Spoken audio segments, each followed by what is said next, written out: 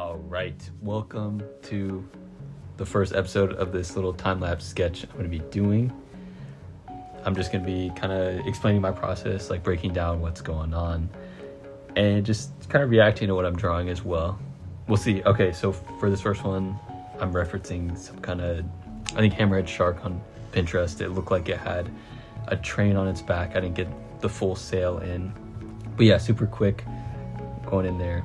And basically what I'm doing is seeing what's in front of the other things.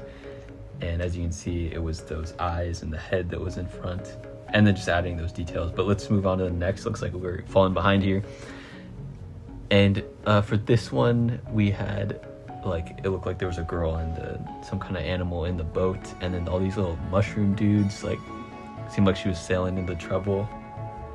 And it was a snail in the boat with her, but I just want to do a cat instead because that made more sense. Yeah, I'm not actually breaking down anything with this, but yeah, we're kind of reacting to what's going on. Then we did, like, I think that's a frog, like a rock frog.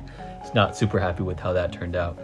But yeah, continuing on, we've got a little, like, kind of tortoise something and some kind of mouse. I think that's a rodent, definitely a rodent on the back. And yeah, it looks like they're moving along here pretty quick. And then yeah, just we were really into tortoises lately, and that looks like we got a tortoise and a little bird on the back. All right, and then yep, still sticking with those turtles. That guy's not too happy, but as you can see, what I'm doing here is just getting that shell outline because that's super easy shape to do. And then you're really looking for what's in front. So I could see that arm was definitely in front of the shell, so we wanted to get that in first. And then let's move on to the snail.